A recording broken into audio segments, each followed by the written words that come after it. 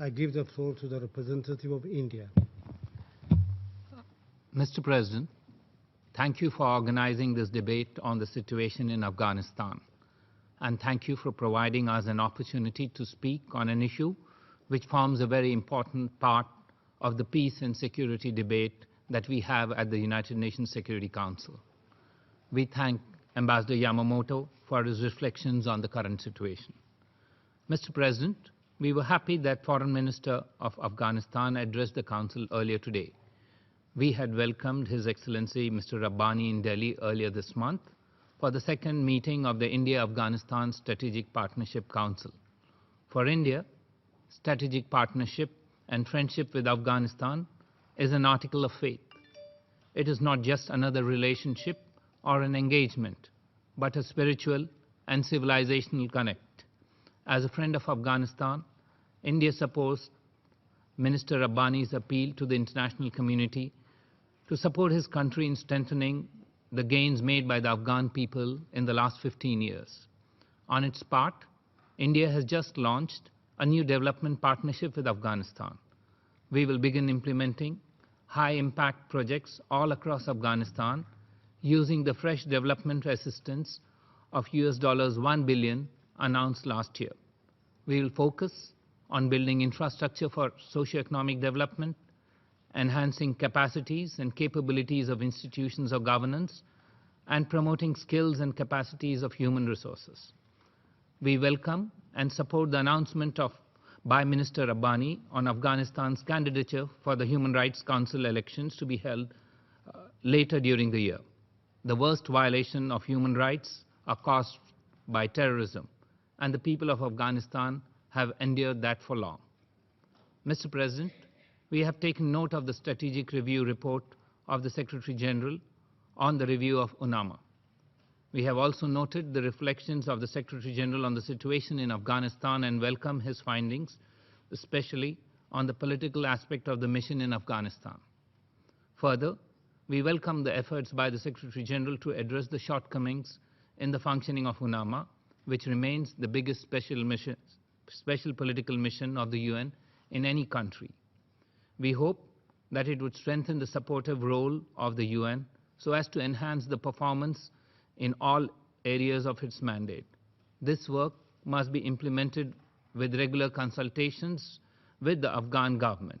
We look forward to consulting with relevant actors in this process and assisting in it whenever required.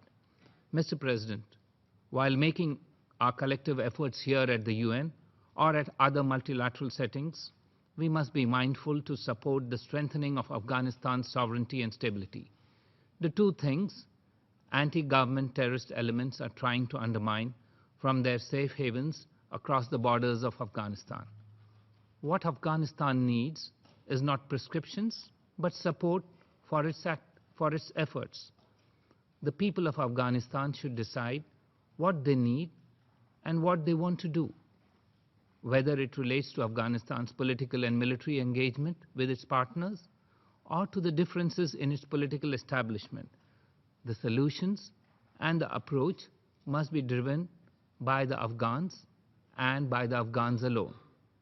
Mr. President, the situation in Afghanistan has remained particularly painful and disturbing, with the security situation worsening and visible signs of the undermining of gains made by the international community and the Afghan people. The insistent attacks on hospitals, schools, funerals, or international development agencies, diplomatic missions are a matter of serious concern.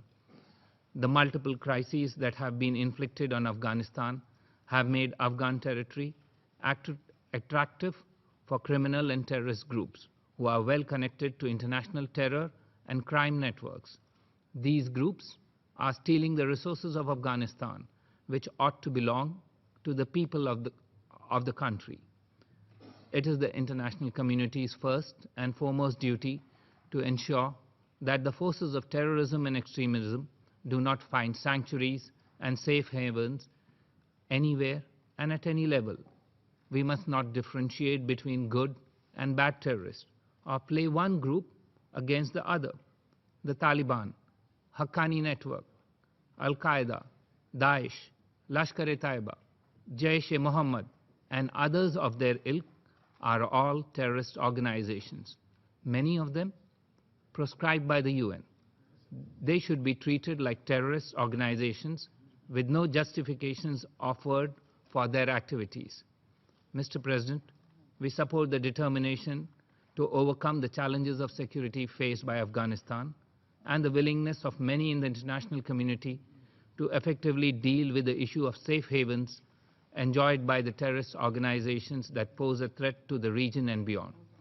The Security Council, for its part, must act on the funds which the terrorists in Afghanistan are generating through their illicit activities. In this regard, we would like the Council to consider how the 1988 sanctions regime can be utilized and also to leverage for progress in the peace process. These are significant instruments and must be utilized to their full capacity. Mr. President, we once again thank you for your efforts and look forward to more such opportunities to be able to help our Afghan friends in their endeavor to find peace and stability in their land. I thank you, Mr. President. I thank the representative of India for his statement.